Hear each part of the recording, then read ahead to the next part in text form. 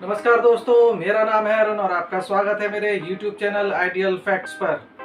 दोस्तों, आज के इस वीडियो में मैं आपके लिए योग दिवस के अवसर पर योग के बारे में कुछ महत्वपूर्ण जानकारी व तथ्य लेकर आया हूँ। जैसा कि आप सभी को पता है कि 21 जून को हम योग दिवस के रूप में मनाने जा रहे हैं। इसके लिए भारत सरकार ने सबसे पहले 27 सितंबर 2014 को संयुक्त राष्ट्र महासभा में इसके लिए प्रयास तेज किए थे। भारत सरकार के इस योग दिवस के प्रस्ताव को 11 दिसंबर 2014 को संयुक्त राष्ट्र महासभा के 177 देशों द्वारा मान्यता दी गई और इसी तरह 21 जून को अंतर्राष्ट्रीय योग दिवस मनाने के भारत के प्रस्ताव को मंजूरी मिली। भारत के प्रयासों से इस प्रस्ताव को केवल 90 दिनों के अंदर ही संयुक्त राष्ट्र महासभा में पूर्ण बहुमत के साथ में पारित किया गया। तो दोस्तों, अब बात आती है कि योग दिवस को मनाने के लिए 21 जून की तारीख को ही क्यों निश्चित किया गया। इसके पीछे का तथ्य यह है कि भारतीय गणनाओं के अनुसार 21 जून का जो दिन होता है वह सबसे बड़ा होता है। इस समय आम दिनों के अपेक्षा समय अधिक होता है। इस वजह से ही 21 जून को योग दिवस के लिए तय किया गया है। दोस्तों, योग दिवस के अवसर पर योग के बारे में कुछ गूढ़ बातों को जानने के प्रयास में हमने बात की हमारे योग विशेषज्ञ संतोष राय जी से, जो कि स्वाध्याय केंद्र के संचालक भी हैं। इनसे चर्चा की मेरी सहायिका एकता पुरोहित ने। तो आइए रुख करते हैं एकता जी का और शुरू करते हैं आज का वीडियो।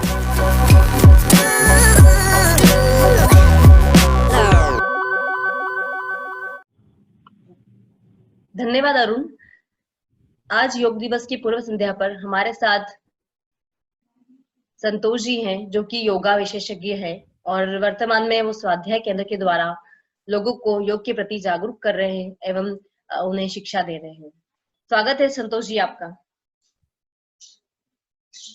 नमस्ते एकता जी, बहुत बहुत धन्यवाद आपका।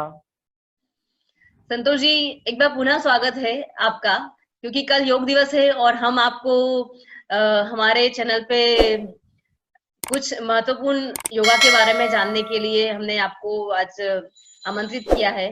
तो सबसे पहले एक कितना बहुत ही बेसिक सा प्रश्न है। मैं जानना चाहूंगी कि योग क्या है और उसका क्या इतिहास है।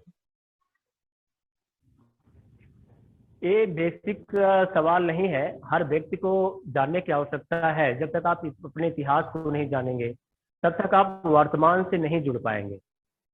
इतिहास को जानना बहुत आवश्यक है कि योग की शुरुआत क्या, कहाँ से हुई, योग का मतलब क्या है, योग हमारे जीवन में क्यों जरूरी है। इन सारी चीजें जो बेसिक सवाल है उनको जानना बहुत आवश्यक है।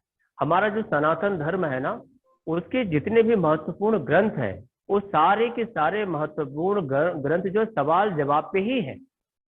सवाल का मतलब आम लोगों के सवाल, जवाब का मतलब जो ऋषि द्वारा दिया गया जवाब है। तो सवाल जवाब से निकले हुए जो परंपरा, हमारी जो सनातन परंपरा है, सवाल जवाब की ही परंपरा है। तो कहीं संकोच करने की आवश्यकता नहीं है, हर सवाल हमारे लिए महत्वपूर्ण है। तो जैसा कि आपने कहा योग के इतिहास के बारे में, योग का इतिहास उतना ही पुराना है जितना पुराना वेद है। वेदों में खासकर ऋग्वेद में योग का उल्लेख हुआ है। उस दौरान के अगर ग्रंथों को हम पढ़ें तो उस समय योग इतना प्रचलित था कि जो मोहरें होती थी उन मोहरों तक में योगासनों का मुद्रित होती थी, योगासन मुद्रित होते थे। तो इसलिए योग का इतिहास 1-2 साल, 100 साल, 1000 साल का नहीं है, लाखों साल का है। आप समझ लीजिए, जब ऋग्वेद में उल्लेख है तो आप कितना पुराना होगा, आप इसे कल्पना आप कर सकते हैं। तो योग जो है घर घर की एक जीवन शैली का एक हिस्सा हुआ करता था, लेकिन कुछ अव्यवस्थित रूप में था, अव्यवस्थित रूप में था। तो हमारे जो वेद और उपनिषद है उससे जो 6 दर्शन निकले, जिसे हम खड दर्शन बोलते हैं, उन्हीं दर्शनों में से एक दर्शन है योग दर्शन। योग, जैसा कि मैंने बताया, योग पूरी तरह से परिवारों का हिस्सा था, जीवन शैली का हिस्सा था, लेकिन अव्यवस्थित था, कुव्यवस्थित रूप में था। कैसे करना चाहिए, उनका क्रम क्या होना चाहिए, यह व्यवस्था नहीं थी। तो महर्षि पतंजलि ने इस चीज को अनुभव किया कि अगर हम जो योग की क्रियाएं लोग कर रहे हैं उसमें एक हम व्यवस्था तय कर दें कि कैसे कैसे हमें करना है, पहले नंबर पे क्या करना होगा, दूसरे नंबर पे क्या करना होगा, तो योग को करना आसान हो जाएगा। तो महर्षि पतंजलि ने, योग दर्शन के जो प्रणेता है महर्षि पतंजलि, उन्होंने योग दर्शन का जो किताब है, जो उनकी पुस्तक है, उसमें 8 अंग बताए हैं।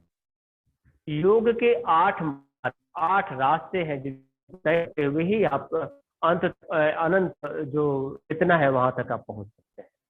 तो 8 मार्ग क्या है? 8 मार्ग उन्होंने जो बताए हैं उसमें यम पहले नंबर पे है। यम का मतलब होता है किसी भी व्यक्ति की सामाजिक जिम्मेदारी क्या होनी चाहिए, वह यम में तय किया गया है। किसी भी व्यक्ति की जो व्यक्तिगत जिम्मेदारी है, आपकी अपने प्रति क्या जिम्मेदारी है, वह नियम में तय किया गया है।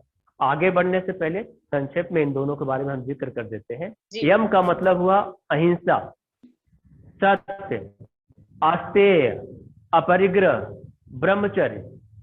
ये सारी चीजें आपका समाज के प्रति क्या दायित्व है उसको तय करती है। इस पर हम कभी और विस्तार से चर्चा करेंगे। अब इसके बाद आता है नियम। नियम जो है आपके ऊपर आपका क्या दायित्व बनता है, वह नियम में तय किया गया है। शौच, संतोष, तप, स्वाध्याय, ईश्वर प्राणिधान।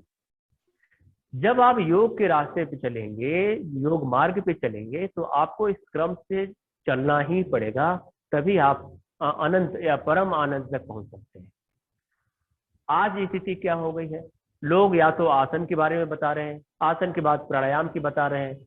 कुछ लोग ऐसे हैं जो आसन प्राणायाम के साथ साथ ध्यान के बारे में बता रहे हैं। यह पूरी तरह से अधूरी शिक्षा है, योग के बारे में अधूरी शिक्षा है। योग को जब तक आप शुरू से लेकर के, यम से लेकर के नहीं चलेंगे, तब तक आप समाधि तक पहुंच ही नहीं पाएंगे। आप आसन प्राणायाम और ध्यान में ही उलझे रह जाएंगे। तो हमें क्या करना है अपने जीवन में, अगर योग को हम सचमुच का अपने रास्ते में अपनाना चाहते हैं, हमको यम को फॉलो करना है, नियम को फॉलो करना है। इसके बाद आसनों का, जैसा कि हम आसनों के बारे में हम जिक्र करते रहते हैं कि आसन कौन कौन से हैं, उसके बारे में करना। दरअसल क्या है कि आसनों के माध्यम से हमारे शारीरिक जो किसी तरह की शारीरिक व्याधि ना हो, कोई किसी तरह का रोग ना हो, हम निरोगी बने रहें। आसनों के माध्यम से हमारे बाह्य शरीर पर काम होता है।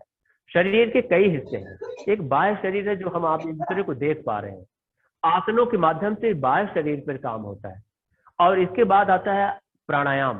प्राणायाम के माध्यम से हम अपने आंतरिक शरीर पे काम करते हैं। शरीर के वे अंग जो दिखाई तो नहीं देते हैं, लेकिन हमारे लिए महत्वपूर्ण है, उन पर काम करने के लिए बनाए गए हैं प्राणायाम। और एक और शरीर है, बाह्य शरीर, आंतरिक शरीर, और एक शरीर और जिसे हम सूक्ष्म शरीर बोलते हैं। सूक्ष्म शरीर हम प्राणायाम, प्रत्याहार, धारणा और ध्यान के माध्यम से उस पर हम काम करते हैं। जब हम ये एक क्रमशः जब चलते चलेंगे, तब जाकर एक समय ऐसा आएगा हम समाधि, यानी समाधि का मतलब परम आनंद की अवस्था, तब आप वहां तक पहुंच पाएंगे। तो योग का इतिहास, जैसा कि मैंने बताया, महर्षि पतंजलि ने इस क्रम से एक क्रम तय किया, 8 मार्ग बताए। इस मार्ग पर चलने के लिए उन्होंने एक तरह से हमसे आग्रह भी किया है, हमें जरूरत भी है कि उसी मार्ग पे हम चले। यह क्रम चलता चला आ रहा था। और ये योग जो आज हम बीमार होते हैं तब योग को अपनाने की कोशिश कर रहे हैं, या हम आज की जो परिस्थितियां बनी है सब लोग योग को अपनाने की तरफ भाग रहे हैं, यह सब हमारे गुरुकुल के एक हिस्सा पहले से थी। हमारे गुरुकुल में पढ़ाई के दौरान ये सारी चीजें, बेसिक चीजें हमें सिखा दी जाती थी।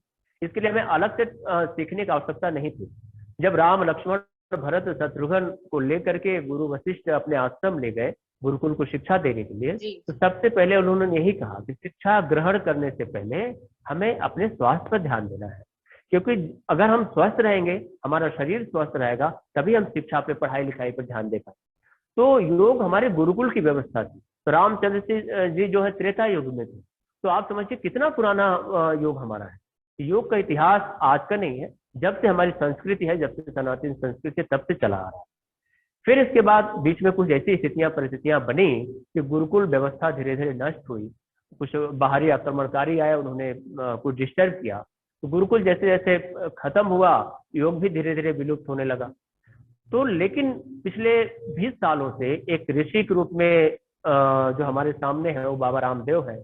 उन्होंने योग को किताबों से निकाल करके कुछ जगह में जो सीमित हो गई थी वहां से निकाल करके जन जन तक पहुंचाने का काम किया, अथक प्रयास किया। आज योग के बारे में अगर हर कोई चर्चा कर रहा है तो इसमें बाबा रामदेव का योगदान बहुत महत्वपूर्ण है। इसके बाद जो वर्तमान सरकार है, भारत सरकार, जब 2014 में आए तो उसने सबसे पहला काम यही किया, योग को कैसे हम स्थापित करें, वो भी सिर्फ राष्ट्रीय स्तर पे नहीं, अंतर्राष्ट्रीय स्तर पे कैसे स्थापित करें। तो इसके बाद जो है सितंबर में के महीने में देश के प्रधानमंत्री ने प्रस्ताव रखा संयुक्त राष्ट्र संघ में कि योग को अंतर्राष्ट्रीय योग दिवस के रूप में मान्यता मिली। 2 महीने के अंदर ही संयुक्त राष्ट्र संघ ने इसे मान्यता दे दी। और सबसे खुशी की बात क्या है कि 193 देशों में से 177 देशों ने इस बात को स्वीकार कर लिया कि योग सचमुच महत्वपूर्ण है और हम सबको अपने जीवन में अपनाना चाहिए, और इसमें ईसाई और मुस्लिम देश भी शामिल हैं। इसके बाद 2014 में उन्होंने प्रस्ताव रखा, स्वीकार किया गया। फिर 2015 से 21 जून को हम योग दिवस मनाने लगे। तो योग के बारे में जो आज एक परिचर्चा चल रही है, ये बहुत ही महत्वपूर्ण हम लोगों के लिए। तो उसका इतिहास एक संक्षिप्त क्रम उसका यही है, और आज हम योग दिवस मनाने के क्रम में बढ़ रहे हैं, मना रहे हैं। ये सब खुशी की बात है। जी, बिल्कुल सही कहा आपने संतोष जी। कहाँ वो सालों वर्षों पुराना यजुर्वेद से शुरू हुआ योग, आज 2021 में भी हम इसको अपना रहे हैं, और ये हमारे लिए काफी गौरव की बात है कि विश्व स्तर पर योग दिवस हम स्थापित कर पाए हैं और 177 देश उसे मनाने जा रहे हैं, जो कि ये बहुत ही गौरवपूर्ण बात है।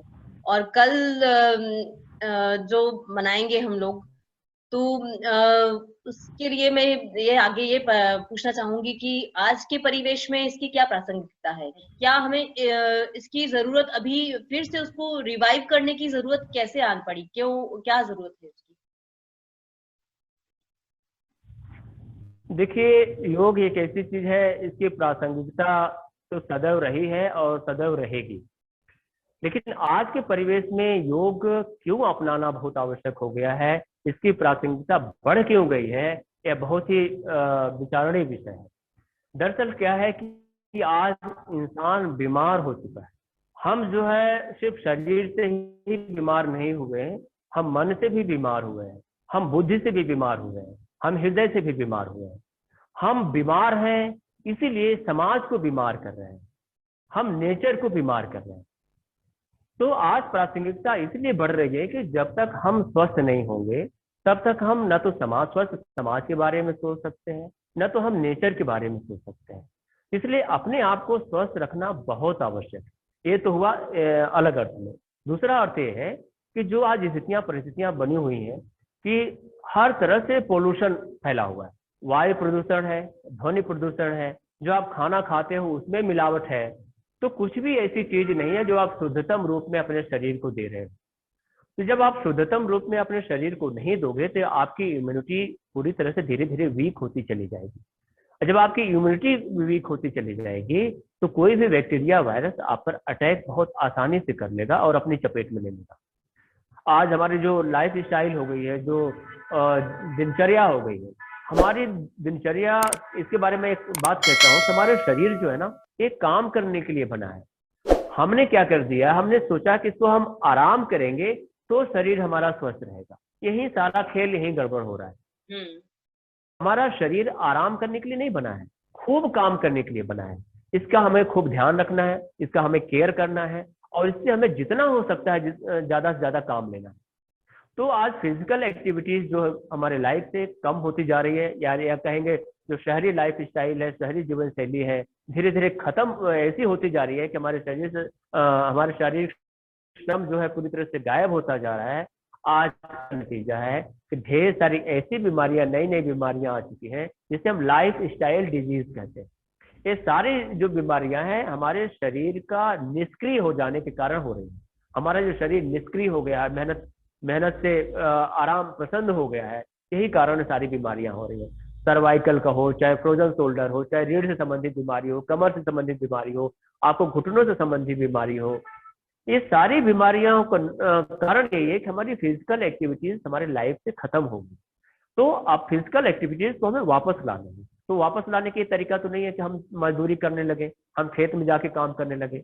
तो योग को इसलिए भी आवश्यक आवश्यक है अपने जीवन में अपनाना, कि आप किसी भी जीवन शैली को आप जी रहे हैं, आज गई है कि सुबह उठ करके ऑफिस जाना, देर तक काम करना, बैठ के काम करना, ऐसी स्थिति में हमें आधे घंटे से लेकर के 1 घंटे अपने आप को योग से जोड़ना ही पड़ेगा। योग से जोड़ने से फायदा क्या होगा, आपकी इम्यूनिटी भी जो है डेवलप होती रहेगी। जो बाहर के ढेर सारे पोल्यूशन आज फैले हुए चारों तरफ से, पोल्यूशन के रूप में दुश्मन है, उनसे लड़ने के लिए आपको मजबूत होना बहुत आवश्यक है।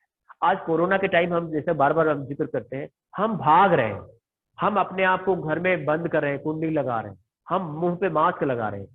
यह तरीका बचाव का नहीं है, इससे हम बचेंगे नहीं। कब तक बचेंगे, कहाँ भाग के जाएंगे हम। एक पहले कहा गया 1 मास्क लगाना है, फिर हमने 2 मास्क लगा लिया, अब कुछ लोग अब 3-3 मास्क लगा के भी घूम रहे हैं। तो ये इसलिए हो रहा है कि हमारी इम्यूनिटी जो है, हमारी शारीरिक जो रोग प्रतिरोधक क्षमता है, धीरे धीरे कमजोर होती चली गई है। और कमजोर होने के कारण, जैसा हमने बार बार बताया, हमने नेचर को डिस्ट्रॉय कर दिया है, हमारे भोजन में मिलावट आ गई, हमने खान पान को इतना गलत कर दिया है।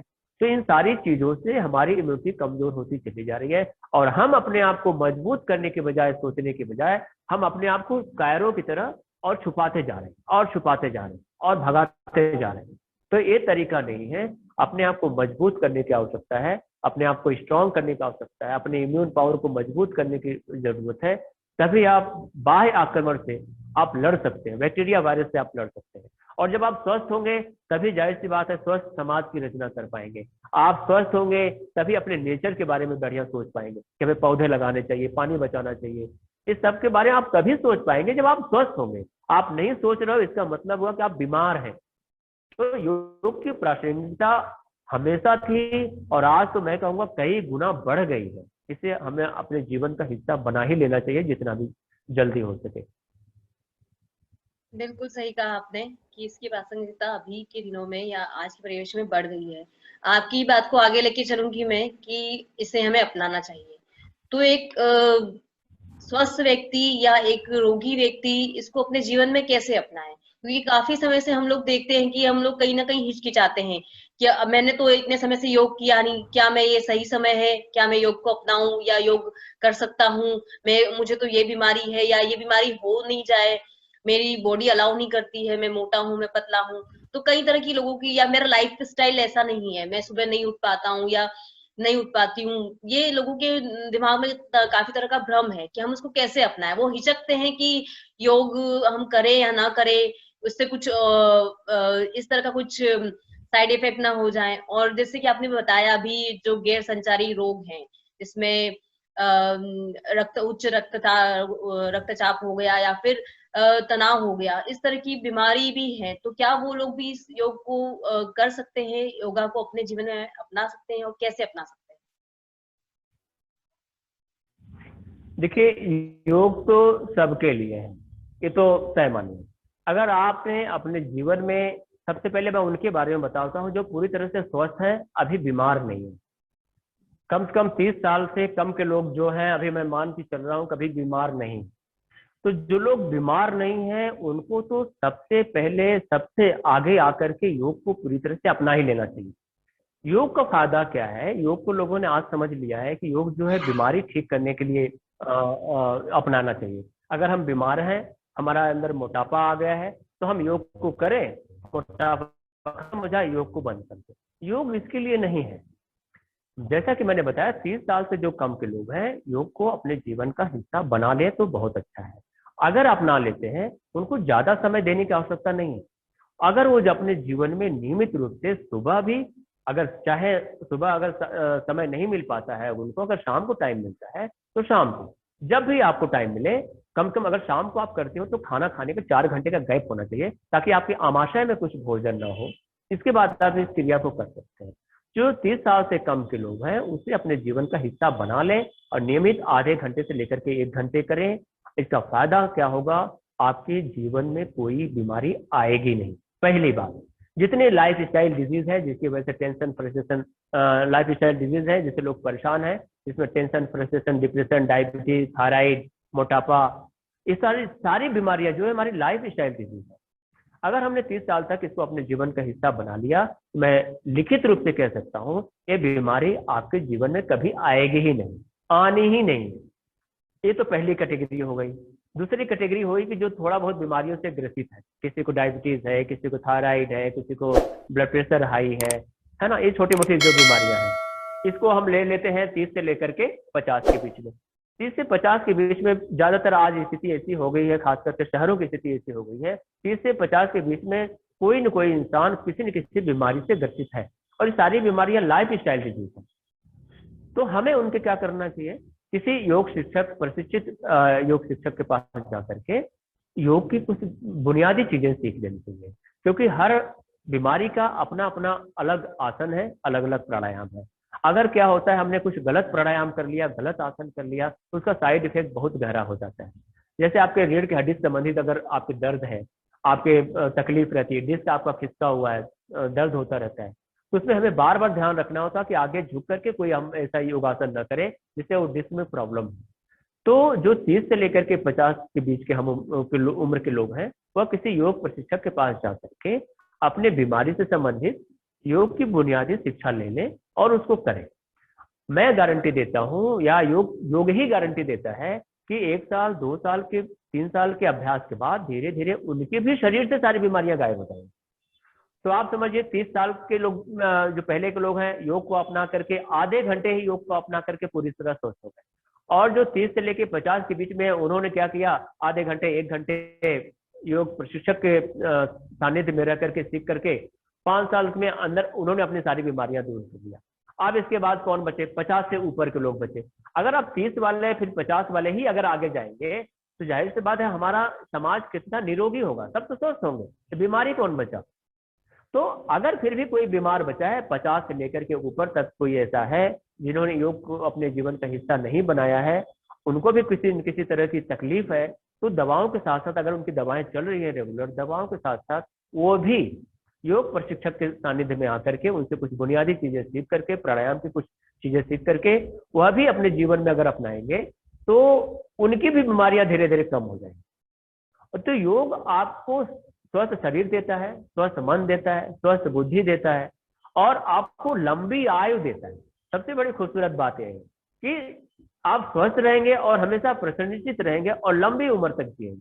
आज हमारी जो उम्र के धीरे धीरे कम होती चली जाएगी, 60 से 70 साल एक औसत आयु हो गई। पहले कहाँ, अभी कुछ साल पहले तक ही 100 से 150 साल लोग जीते थे, 120 साल तक लोग जीते।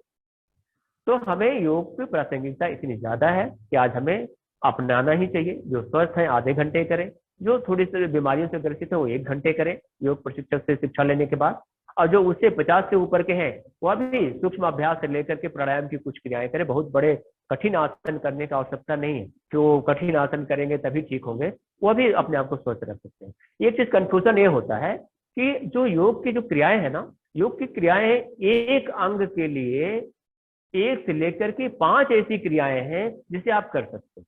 जो सबसे छोटी क्रिया है, जो सूक्ष्म अभ्यास की क्रिया है, उसे कोई भी कर सकता है, लेकिन उस अंग को स्वस्थ रखने की जो सबसे कठिन क्रिया है उसे सब लोग नहीं कर सकते। तो आज दिक्कतें क्या होती है, लोग डर जाते हैं योग से, इसलिए डर जाते हैं, उनको लगता है इतनी कठिन क्रिया तो हम कर ही नहीं पाएंगे। जब हम इतनी कठिन क्रिया कर नहीं पाएंगे तो हमारे जीवन में स्वास्थ्य कैसे आएगा। तो इस डर के मारे उन योग को अपनाते ही नहीं।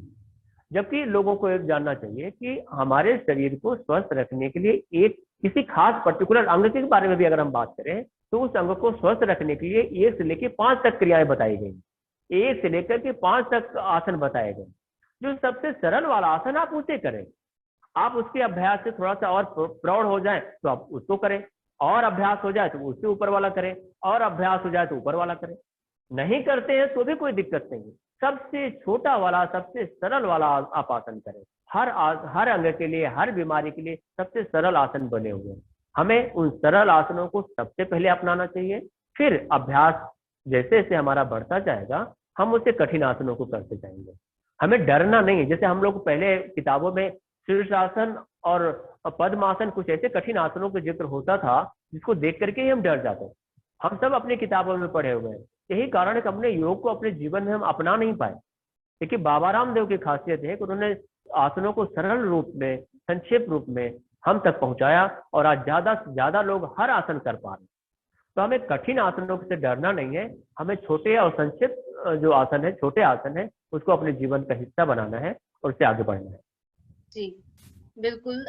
आपने कहा अगर योग को अपने जीवन में अपनाना है तो हमें सिर्फ नियमित आधे घंटे का समय देना अनिवार्य होना चाहिए। वो हमारे एक दिनचर्या का हिस्सा होना चाहिए कि हम सिर्फ आधे घंटे का समय अपने लिए निकालें, जो कि हम योगासन करें या प्राणायाम करें, जिससे हम पूरी तरह से स्वस्थ रहें और आगे का जीवन स्वस्थता के साथ बिताएं। संतोष जी, कल योग दिवस है और योग दिवस की पूर्व संध्या पर आपसे मैं जानना चाहूंगी, आप हमारे दर्शकों को क्या संदेश देना चाहते हैं? क्योंकि योग है, कई लोग तैयारी कर रहे होंगे कि क्या हम योग दिवस पे करें या ना करें, और कोविड का समय चल रहा है, तो इस बार का जो थीम भी है वो यही है कि योग करें, घर पर रहें। तो योग घर पर रह करके और लोग किस तरह से योग को कर सकते हैं, और जिन्होंने नहीं किया है आज तक, तो उनके लिए कल का दिन शुरुआत के लिए कैसा रहेगा? और संक्षिप्त में आप बस एक संदेश दीजिए ताकि लोग योग के प्रति और जागरूक हों और कहीं न कहीं वो अपने जीवन में उसको अपनाएँ और स्वस्थता की तरफ एक कदम आगे बढ़ाएँ। देखिए, योग जो है ना, इसे हमें त्योहार के रूप में मना करके भूल नहीं जाना चाहिए।